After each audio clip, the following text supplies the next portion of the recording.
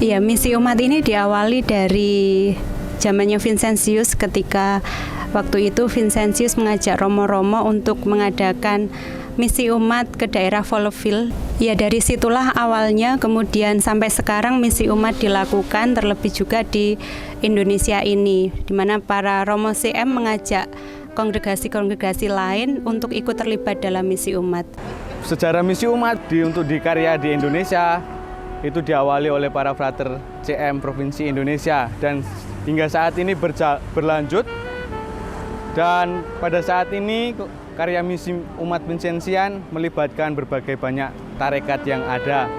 Saya bersyukur bisa terlibat dan harapan saya keterlibatan kami di dalam karya misi umat mampu membantu kami untuk berproses menjadi calon imam Vincentian, menjadi kader-kader gereja yang lebih mantap, lebih mampu mengolah diri dan mampu mengolah hati dan pikiran. Sehingga pengalaman perjumpaan dengan umat, pengalaman berkunjungan, pengalaman sharing membantu kami untuk mengenal diri kami dan juga membantu untuk memantapkan diri kami sebagai calon imam. Saya sebagai putri kasih merasa sangat senang dapat ikut terlibat dalam misi umat di Santo Pius ke-10 Blora ini. Saya melihat bahwa umat rindu disapa oleh para romo dan kaum-kaum religius. Saya kira kedatangan kami meneguhkan iman mereka dan saya secara pribadi juga diteguhkan atas sharing-sharing mereka, pengalaman hidup, bagaimana mereka menghayati iman mereka. Saya baru pertama kali ikut misi Vincentian. Kemudian ketika keluar ke lingkungan bertemu dengan umat itu banyak sekali yang digali. Saya bersyukur bahwa bisa juga mengunjungi setiap umat dari rumah ke rumah. Itu yang paling penting, kunjungan itu paling penting sehingga bisa mengajak umat untuk kembali ke gereja. Kemudian kesulitan-kesulitan mereka apa kita bisa kasih masukan ke paroki. Sehingga paroki bisa memperhatikan dan juga mengambil jalan keluar untuk mengatasi setiap masalah di paroki ini.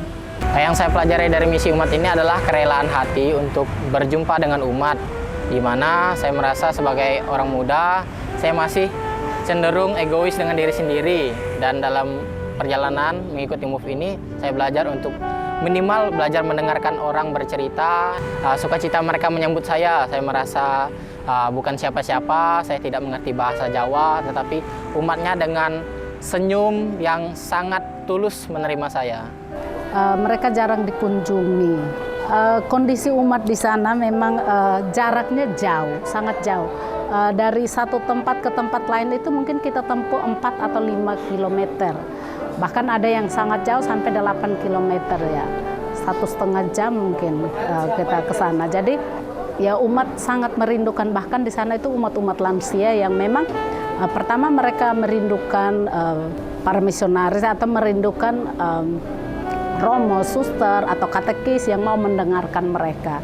Yang kedua, para lansia itu juga merindukan pelayanan komuni karena mereka dengan keterbatasan mereka tidak bisa ke gereja. Jadi beberapa lansia, memang di sana banyak lansia dan janda, mereka juga merindukan untuk menerima komuni.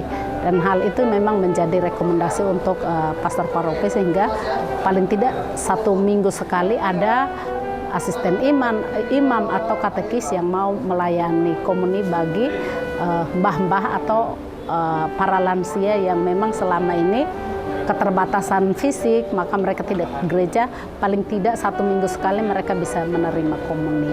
Iman umat di sana ya mereka sangat kompak, hanya itu tadi karena keterbatasan lansia itu ya mereka terhambat untuk bisa pergi ke gereja. Ini pertama kali saya mengikuti misi umat Vincentian. Pengalaman saya dalam kunjungan ke umat yang terpenting adalah perjumpaan dengan umat. Dengan adanya perjumpaan itu, maka umat bisa terbuka dan juga mau sharing apa yang mereka alami dalam kehidupan sehari-hari.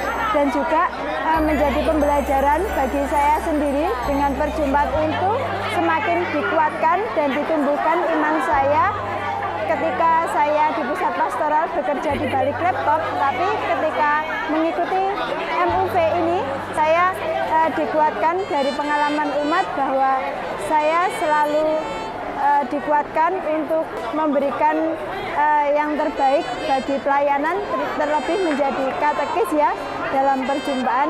Gembala itu harus mengenal dombanya dan domba mengenal rajanya. Yang pertama dan terutama yaitu dengan perjumpaan, yaitu kunjungan keluarga itu sendiri. Yang saya harapkan evaluasi mungkin untuk para misi umat Vincentian selanjutnya, di setiap lingkungan itu mungkin satu lingkungan ada fraternya, ada susternya, ada katekisnya, sehingga tidak harus para suster 3-4 orang kumpul di satu tempat, tapi menyebar. Jadi satu lingkungan itu ada beberapa anggota itu, sehingga ada di situ ada momen untuk aksi panggilan.